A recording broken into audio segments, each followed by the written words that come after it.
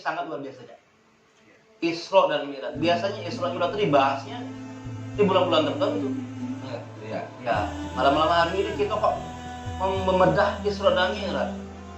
Pertanyaannya, Isra dan Mi'raj itu satu apa terpisah? Apakah Isra saja atau Mi'raj saja? Ditahan saja. Tanya lu Ustaz Fauzan Tafsir. Oke. Coba ya. Ya, bisa. Quran ya. Coba. Ya. Baik, Ustaz Fauzan. Jadi sampean biasanya kan selalu berdakwah. Jadi jadwalnya kan kalau bulan-bulan tertentu, ini bulannya THBI namanya, Ustaz ya. Bahas tentang Quran di bulan Ramadan. Kemudian bahas tentang Maulid Nabi di bulan Maulid, dan bahas tentang Isra dan Mi'raj biasanya di bulan-bulan Mi'raj itu sendiri. Apakah ini suatu ketentuan sebetulnya? Isra dan Mi'raj itu harus disampaikan di waktu-waktu yang tertentu. Apakah harus juga diketahui di luar waktu-waktu itu agar kita mengerti mana sebenarnya Isra dan Mi'raj itu apa, Maulid Nabi itu apa, yang malam hari kita bahas tentang Isra dan Mi'raj. Menurut Ustaz bagaimana?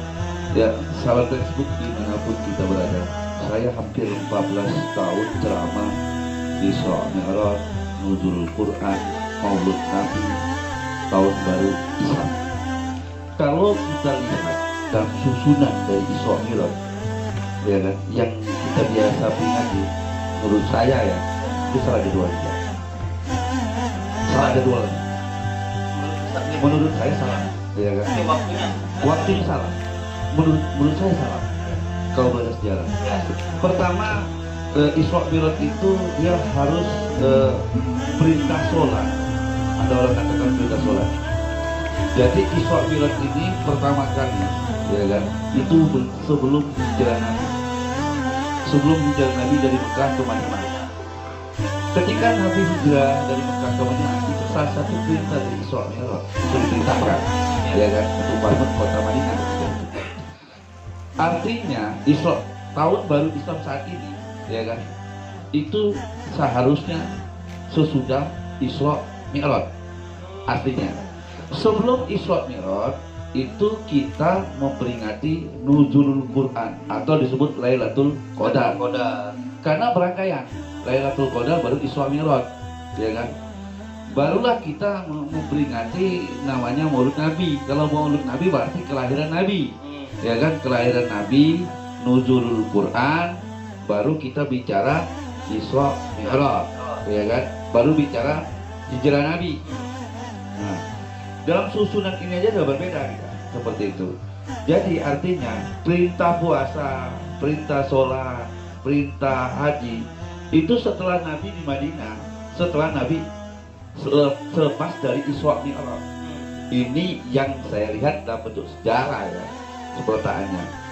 Lagi pula tahun baru Islam ini juga baru 1442 Hijriah. Berarti hari ini kita memperingati dari posisi Nabi, hijrah Nabi dari dihitung dari hijrah Nabi dari Mekah ke Madinah. Ya kan? Ya.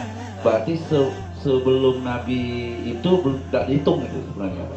Nah, berbicara Isra Mi'raj, yang biasa saya kupas 14 tahun saya kupas itu lumayan lama berarti. Ya. Cuman ayat 1 aja. 17 ayat 1 itu subhanallazi asra bi abdihi lailan. Sebagai dasar ya. Sebagai dasar. Dari ini kita nggak mencoba untuk membedah seakan-akan Isra Mi'raj ini hanya untuk diperuntukkan untuk Nabi. Dan waktunya tertentu. Waktunya tertentu, ya kan, seperti itu. Padahal semua Nabi itu melakukan Isra Mi'raj, semua Nabi, karena kata-kata bi abdi di situ abdun, hambanya, hamba Allah yang suci diperjalankan si maha suci. Artinya siapapun hambanya yang suci, yang diperjalankan oleh maha suci, ini yang kita akan kupas bersama Canun apa yang harus disucikan. Karena 17 ayat 1, coba buka aja, 17 ayat 1. Surah 17 ayat 1 Al-Isra. A'udzubillahi minasyaitonirrajim. Bismillahirrahmanirrahim. Subhanalladzi asra bi 'abdihi lailan minal masjidil haram ilal masjidil aqsal ladzi barakna haulahu linuriyahu min ayatina innahu huwas samiul basir. Kalau diambil satu ayat ini, kita pretelin satu. Subhanalladzi maha suci Allah, berarti yang memperjalankan sang maha suci. Maha suci.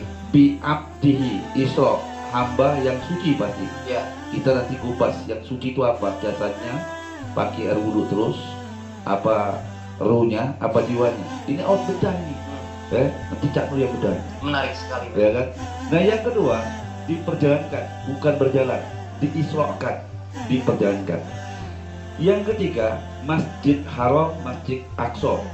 Masjid Aqsa itu berdiri setelah wafatnya Nabi secara fisik. Binaun, ya kan? Iya. Jadi ketika Nabi Isra Mi'raj dari Masjid Haram ke Masjid Aqsa, masjid tidak ada. Belum ada. Termasuk Masjid Haram dan Masjid Aqsa.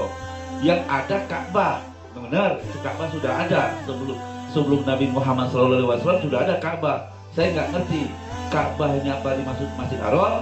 Kalau dimaksud Masjid Haram yang sekarang kita temuin sekarang, itu baru bangunannya. Yang kedua, Masjid Aqsa itu berdiri nggak salah 600 setelah zaman Umar bin Khattab. Jadi sekitar abad 692 Masehi. Nabi Muhammad meninggal 632. Artinya Masjid Aqsa itu berdiri setelah wafatnya Nabi secara fisik. Masjid Haram juga begitu, ya kan, seperti itu. Nah pertanyaan, yang dimaksud Masjid Haram itu apa? Yang dimaksud Masjid Aqsa itu apa? Kalau dikatakan bangunnya tidak ada, fisiknya tidak ada. Nah inilah yang tidak pernah dibedah oleh setiap kita memperingati. Akhirnya kita tidak dapat sebuah hikmah.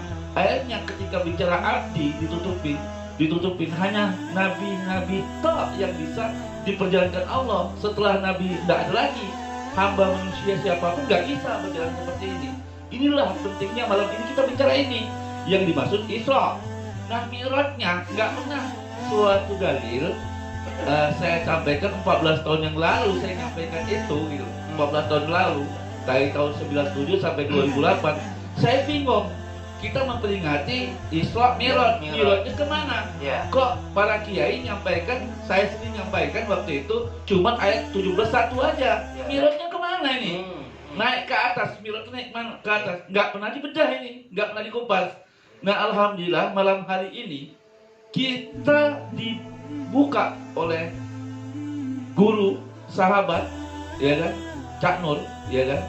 Dan malam hari ini kita dibebaskan untuk membuka akal kita, karena salah satunya surah 10 Yunus 100. Kalau malam hari ini kita ngaji masih dalam dilema job masa lampau seperti saya dulu dari pondok 8 tahun terus kuliah di UIN gitu sampai sekarang. Artinya kenapa hari ini kita jangan sampai seperti saya yang 8 tahun di pondok pesantren, 4,5 kuliah, otak saya dikulin karena akal saya nggak dibedah. Padahal Allah membebaskan akal kita untuk mengkritik siapapun yang mengisi. Surat 10 Yunus 100 ya. Surat 10 ayat 100. Ayat 100. Surat Yunus ayat 100. A'udzubillahi minasyaitonirrajim. Bismillahirrahmanirrahim. Dan tidak ada seorang pun akan beriman kecuali dengan izin Allah. Dan Allah menimpakan kemurkaan kepada orang-orang yang tidak mempergunakan akalnya. Jadi selama ini saya ngomong ke diri saya 8 tahun di pondok pesantren, 6 tahun duduk di SD, 8 tahun di pondok pesantren, 4,5 tahun kuliah di UIN, dan yang dicekokin akal saya, dogma saya didogmakan, ya kan? Akal saya harus nurut apa Isra Mi'raj itu setiap tahun harus dipingati seperti itu saja. Padahal malam hari ini di Facebook ini kita membuka wacana untuk membebaskan akal kita untuk berpikir dari pendapat-pendapat kita malam hari ini dengan dalil-dalil tertentu yang disampaikan oleh sahabat saya Cak Nur untuk menyampaikan malam hari ini dengan dalil-dalil tertentu bisa dipikirkan malam hari ini. Itu saja, Cak. Baik, menarik sekali. Baik, sahabat